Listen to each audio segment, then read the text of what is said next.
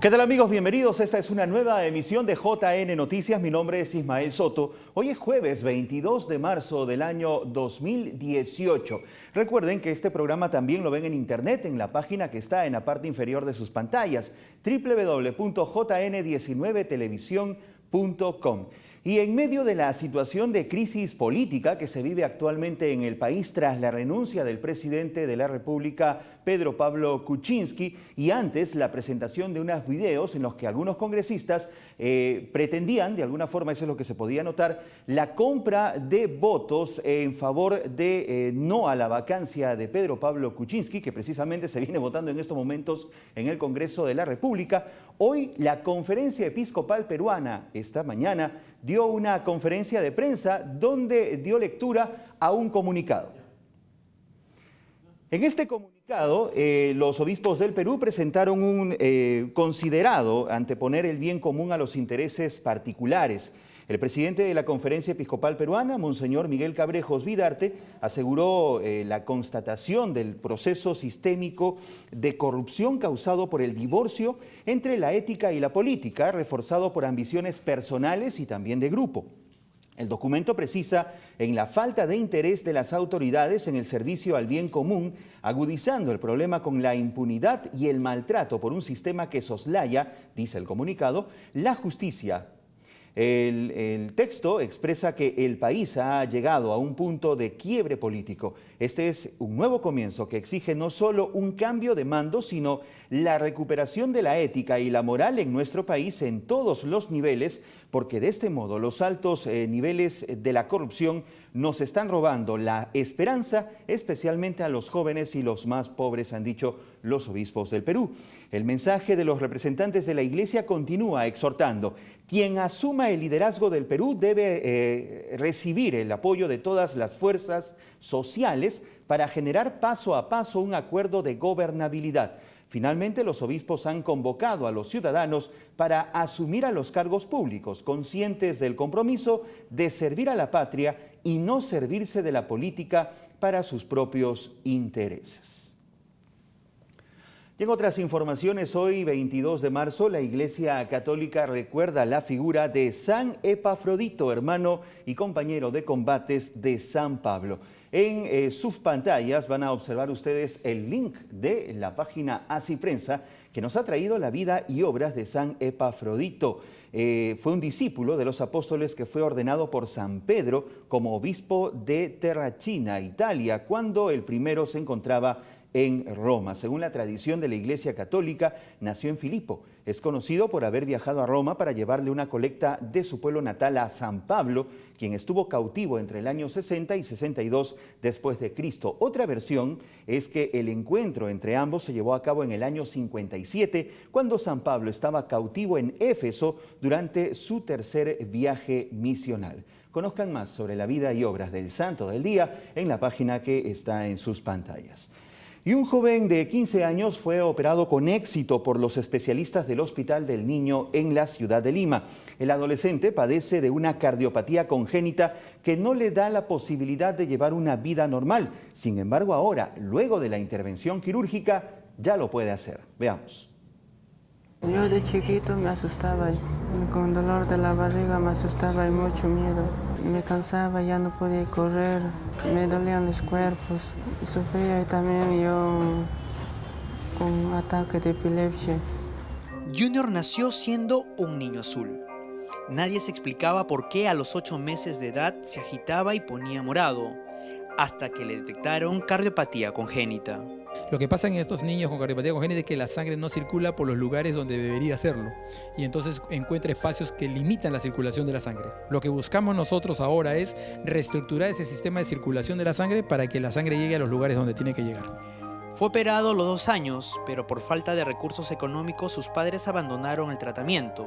Su vida entonces fue un entrar y salir de hospitales que le daban pocas probabilidades de llegar a una cirugía correctiva. Si quería jugar fútbol ya se escapaba ya va a llegar con nomás y no podía correr también. Me he cansado y se ha agitado tanto, mucho ya. Me corría y ya una cuadra nomás me cansaba. Me dolía mi pecho, mi corazón. Pese a la precariedad en la que vivían, su madre decidió trasladarlo a Lima y dejar a sus otros 2 hijos en Huamanga, junto a su padre agricultor. En el Hospital del Niño, los cirujanos cardiovasculares retomaron el caso y lo sometieron a la cirugía Fontán, cuyo costo es de $100.000. En el caso específico de él ha sido operado, tiene una última cirugía y lo que estamos viendo es la evolución postquirúrgica. La evolución postquirúrgica en ellos no es inmediata, toma un tiempo porque tienen que readaptarse, pero la circulación de la sangre en este nuevo sistema ya le permite a él desarrollar mayores actividades. Va a poder caminar más distancias sin cansarse, va a poder realizar sus actividades, digamos, con mayor tranquilidad, porque a veces cuando está en desdebe tienen que dejar de estudiar, tienen muy rápido cansancio, no se pueden concentrar, todo eso lo va a lograr aliviar para volverlo a hacer. Pasado ese trance, Junior debe esperar 9 meses para recuperarse y hacer lo que guste. Jugar fútbol y irme a otro lugar, así cargando mi órgano, cantar a otro sitio. Junto con mi primo quiero estar, él también doctor, ya va a estudiar. Y yo también quiero ser un doctor para estar junto con él. Es un chico con mucha fe. Dios me ha sanado ya con su poder, me ha dicho en la Biblia, pronto vas a estar sano, me ha dicho. Gracias a Dios y gracias a Dios, gracias a los pastores, gracias a los médicos y a los tamitas me han ayudado, me han operado. Miedos y fatigas quedan atrás. Junior ahora podrá llevar una vida mejor. Y como cada año, días previos al Lunes Santo, se ha realizado la revisión de rutina de la Sagrada Imagen del Señor de los Temblores a cargo de representantes de la Dirección Desconcentrada de Cultura de Cusco y la supervisión de la licenciada Emma Montalvo Laura, encargada de la Oficina de Control Patrimonial y Bienes Culturales. Esta información ha sido destacada por la página del Arzobispado del Cusco. Nos vamos de inmediato con otras informaciones.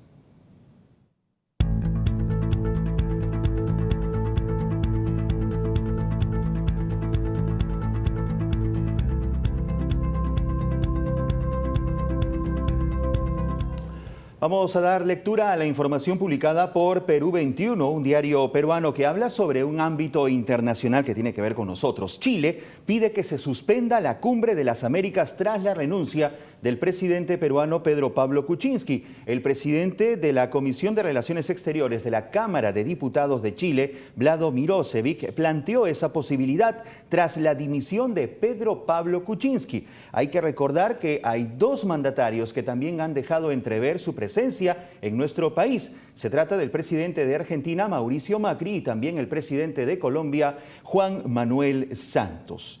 Y nos vamos con otras noticias en estos momentos. El Arzobispado de Trujillo anuncia el inicio del Vía Crucis arquidiocesano y Semana Santa 2018 en la ciudad de Trujillo, que hace muy poco recibió también al Papa Francisco. Veamos.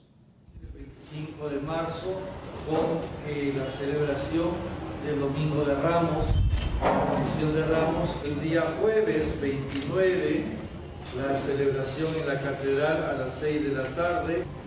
Viernes 30, al mediodía, también ya aquí tradicional en Trujillo, tendremos la meditación de las 7 palabras. Son las actividades programadas por el Arzobispado de Trujillo para evocar la pasión, muerte y resurrección de Jesús.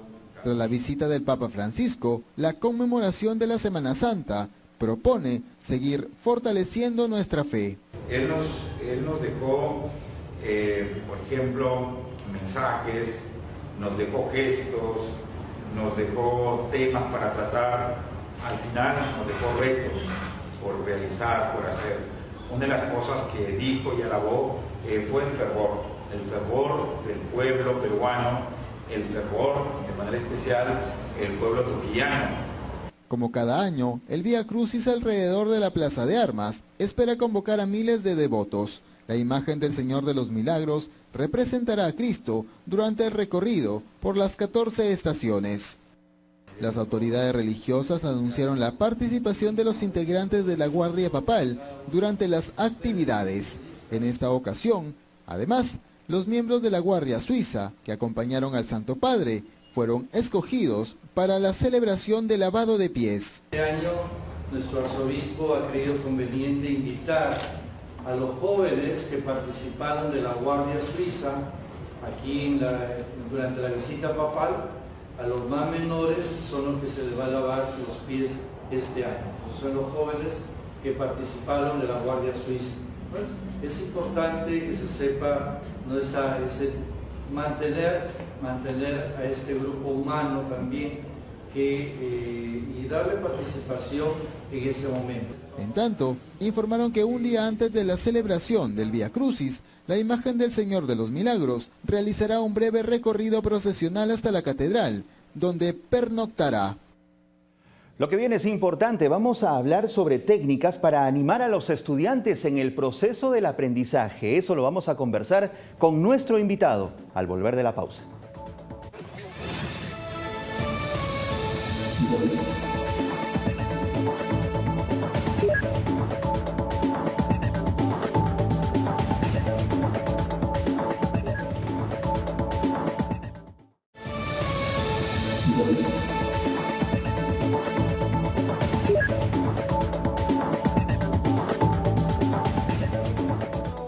Vamos a hablar sobre algo que mucha falta le hace a nuestro país, la educación, pero no específicamente de ese tema, sino también sobre técnicas para animar a los estudiantes en los procesos de aprendizaje, algo sumamente importante para todos nosotros que somos papás y que tenemos a nuestros hijos en la escuela. Estamos con Víctor Pérez de la librería Salesiana. ¿Cómo está, Víctor? Bienvenido. Muy buenas noches. Un gusto tenerlo. Muchas gracias por la invitación. ¿De qué se trata? Cuéntenos. Bueno, sí, desde la semana pasada, en una alianza estratégica que hemos tenido con la Asociación Jóvenes Cristianos, la UAI, y con la Universidad Antonio Durres de Montoya, hemos invitado al pedagogo Víctor Ventosa Pérez, que la semana pasada nos ha brindado unos talleres de 4 días donde ha explicado la importancia de lo que es los métodos activos y la participación, ¿no?, para aplicada a la educación y el aprendizaje.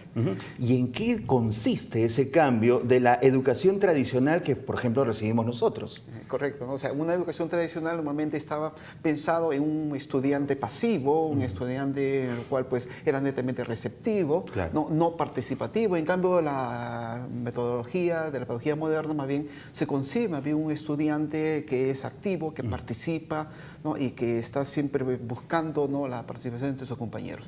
Y justamente esta propuesta de Víctor Ventosa, que la semana pasada estuvo con nosotros en un taller de 4 días, un poco como que revaloriza todo el tema de los métodos activos, sobre todo lo que nosotros comúnmente llamamos las dinámicas de grupos, ¿no?, las dinámicas dentro de la escuela, toda la actividad lúdica, ¿no?, que los estudiantes lo hacen con mucho entusiasmo y donde el profesor pues pasa a ser de un educador a un animador del aprendizaje, ¿no? Es por eso que él concibe pues que la educación más bien tiene que ser enfocada, ¿no?, en actividades donde el alumno, el estudiante debe de participar, ¿no? Y en la participación justamente genera esto motivación.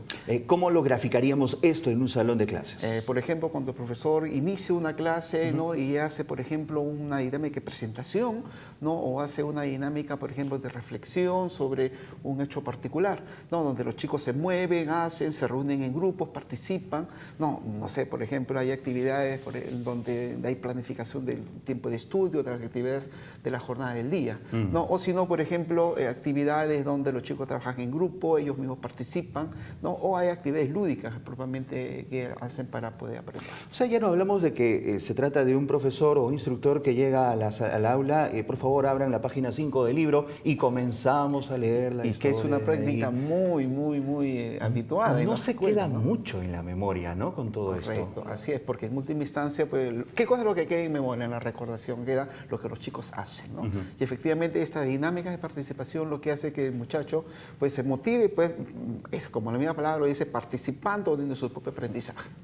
¿Y qué tiene que ver la neurociencia con la educación? Porque es parte también de todo esto, ¿no? Correcto, sí. Él también vino para hacer una conferencia aquí en Lima, cuyo título es la neuroanimación. O sea, la explicación a través de la neurociencia neurociencia de cómo los procesos de estas actividades lúdicas generan en el chico motivación y cómo se activa en el cerebro, ¿no? A través ciertamente del juego, pues estimula el cerebro en hormonas específicamente de la dopamina, por ejemplo, que lo motiva hacia emociones fuertes, porque en una instancia cuando un chico se emociona, aprende. Claro. Esa es la idea. Claro que sí. Bueno, el aprendizaje por métodos lúdicos se aplica actualmente, me parece, en los más pequeños. Correcto. ¿Se debería aplicar también en todos los ámbitos de la educación? Correcto, ¿no? Okay. Y justamente ahora la tendencia incluso es también para educar a adultos, ¿no? Y educar a adultos y también, ¿no? En lo que se refiere, por ejemplo, cuando dentro de la andragogía, cuando el adulto participe también en dinámicas, en juego, ¿no? Y que genera pues reflexión, síntesis, argumentación, ¿no? Inferencias propiamente, partiendo de una actividad, de un juego, de una dinámica, ¿no? Claro que sí. Esto que normalmente, antiguamente se pensaba que era solamente para recrear, o por ejemplo en las parroquias nuestras, o por ejemplo en los campamentos, a veces hay actividades para romper el hielo, decimos, las dinámicas. ¿no? Las dinámicas famosas, correcto, las dinámicas de grupo, todas esas cosas que en muchas parroquias y que en iglesias siempre se ha trabajado, ¿no? Pues bien, esto no es solamente un elemento, digamos así, de romper el hielo o simplemente para motivar, no, sino como elemento de un proceso de aprendizaje. Y este autor ha dejado de pronto algo para que nosotros podamos de alguna manera tener presente todo esto. No estamos hablando de una educación muy del futuro, yo creo que ya necesita aplicarse, ¿no? Sí, correcto, ¿no? En la conferencia que hubo aquí en Lima, participaron casi 600 personas, profesores, ¿no? De los profesores que trabajan en la editorial salesiana, ¿no? Claro. Dentro del proyecto Huellas de Tutoría, donde que justamente se busca dentro del aprendizaje de valores, pues justamente a través de las dinámicas de grupo y de la participación lúdica de ellos, ¿no? Víctor, trajo usted un libro que quiere presentar a todos, por favor, a ver si lo podemos ver ahí en pantalla. Ese es el libro cuyo título es Métodos activos y técnicas de participación, ¿no? Para educadores y formadores, ¿no? Muy bien, para educadores. Justamente le hemos editado, ¿no? A través con la UAE, con la Universidad Ruiz de Montoya y la editorial salesiana. A ver si pueden cerrarse un poquito y pueden de pronto presentar este libro, es importante. Lo encuentran en la editorial salesiana, en la librería salesiana de la Avenida Brasil. Ahí está el libro, miren ustedes. Es la Avenida Brasil, 220, en Breña, cerca de la Plaza Bolognesi. Pues ahí está a la venta ese libro. Y también el otro librito que es de neuroanimación, que justamente tú has comentado. Muy bien, Víctor Pérez, gracias por acompañarnos en esta oportunidad y por presentarnos esto, que es una novedad, pero que ya debería aplicarse, ¿no? Correcto. Debería ser. Ya es hora. Perfecto. Hasta otro momento y éxitos. Muchas gracias. Bien, vamos a continuar con la información internacional. El presidente de Birmania ha renunciado a su cargo tras 2 años al mando de su país. Se presume que el motivo sea por cuestiones de salud. El sucesor será designado en los próximos días. El presidente birmano U Tin Cho, de 71 años, muy cercano a la líder Aung San Suu Kyi, renunció el miércoles a su cargo tras 2 años al mando del país, según anunció la presidencia en su página de Facebook. En el comunicado se informó que el sucesor será designado en 7 días hábiles. El intelectual, hijo de un poeta birmano muy reputado y amigo de la infancia de Aung San Suu Kyi, se convirtió en abril de 2016 en el primer civil en ocupar el cargo en varias décadas. Pasó 2 años a la sombra de Aung San Suu Kyi, quien no puede ocupar la jefatura de Estado por motivos constitucionales.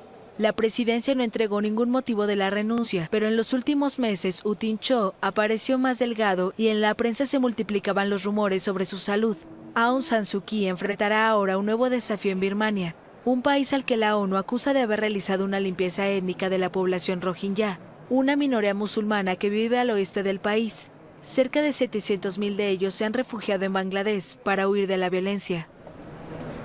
Oigan, ¿recuerdan que el Papa Francisco hizo un llamado hace unos meses atrás para que los jóvenes de todo el mundo participen en el sínodo presinodal que se iba a realizar en estas reuniones que iban a enfocar las actividades que la Iglesia tomará en el futuro en favor de los más jóvenes? Pues el entusiasmo de este sector de la población mundial es grande y en todo el planeta quieren participar con sus preguntas. La página que ven en sus pantallas, Zenit, el mundo visto desde Roma, nos cuenta: reunión presinodal, 4 jóvenes valoran la oportunidad de participar. Testimonio de 2 españoles, 2 mexicanos, y hay miles que han enviado sus preguntas, miles de jóvenes que tienen inquietud por saber más de la Iglesia y para que la Iglesia trabaje en favor de todos ellos en el mundo entero. Imagínense, son realidades distintas en todos los países del orbe. Y el nuncio de Damasco ha denunciado que en Siria muere más gente por falta de asistencia médica que por las propias bombas. El conflicto en este país está a punto de cumplir 7 años y no hay ninguna solución hasta ahora. Un año más, al llegar el mes de marzo, hay que lamentar un triste aniversario. Se acaban de cumplir 7 años de guerra en Siria, un conflicto con demasiados actores en juego y en el que sobre todo han pagado y pagan las consecuencias los mismos, las mujeres y los niños. La solución no parece cercana y por eso, frente al sufrimiento continuo de miles de inocentes, la Iglesia se ha hecho esta pregunta. Frente a este escenario me he preguntado muchas veces qué puede hacer la Iglesia para defender el bien precioso y fragilísimo de la paz y para proteger la dignidad humana. La respuesta que han puesto en marcha la Conferencia Episcopal Italiana, la Fundación AFSI y otras organizaciones internacionales ha sido ofrecer tratamiento gratuito a 40.000 pacientes durante 3 años. Gracias a la iniciativa Hospitales Abiertos, 2 hospitales en Damasco y 1 en Alepo se beneficiarán de esta ayuda. Es un rayo de esperanza para miles de heridos de guerra y para muchas otras personas que ante la escasez provocada por la contienda tienen que tomar drásticas decisiones como elegir entre pagar un médico o comer. Hoy, cerca del 80% de la población siria vive en condiciones de pobreza. Hay unos 11 millones que no pueden acceder a la asistencia sanitaria, de los que el 40% son niños. Casi la mitad de los hospitales públicos han sido destruidos. Por eso, la necesidad de asistencia médica gratis y accesible a todos es enorme. Se calcula que hay unos 400.000 o 500.000 muertos, pero está comprobado que son muchas más las personas que mueren por falta de tratamientos médicos, de hospitales y de medicinas que las que mueren bajo las bombas. La guerra en Siria ya ha pasado a ese cajón de conflictos olvidados por la humanidad, pese a que su población sigue viviendo un infierno. Así es como el cardenal Zenari, nuncio en Damasco desde hace 9 años, ha definido en muchas ocasiones la situación en el martirizado país. Para mí Siria es como el pobre hombre que bajaba de Jerusalén a Jericó y fue atacado por unos ladrones. No soy yo quien debe decir quiénes son los ladrones. La comunidad internacional puede ponerles el nombre que quiera. Son unos ladrones que han agredido a Siria, la han masacrado, la han golpeado y la han dejado al borde del camino. Esta es la imagen de Siria tras 7 años de guerra. Según datos recientes de la Organización Mundial de la Salud, más de la mitad de los 111 hospitales públicos que tenía Siria ya no funcionan, tampoco la mitad de los 1.806 centros de salud. Además, Siria ha perdido a la gran mayoría de sus profesionales sanitarios. Queda mucho por hacer hasta que llegue la ansiada paz. Mientras tanto, el desafío es lograr que se pueda vivir en este infierno. Enseguida tenemos el mensaje que el Papa Francisco ha dejado a todos en su cuenta en Twitter y es el siguiente. Defender la tierra, defender el agua, es defender la vida, ha escrito el Papa Francisco en su Twitter con ocasión del Día Mundial del Agua, que se celebra hoy, 22 de marzo, como una oportunidad para aprender más y defender este recurso natural. Sin agua no podemos vivir, acuérdense de eso, que es muy importante. Nos vemos mañana, cuídense, chao.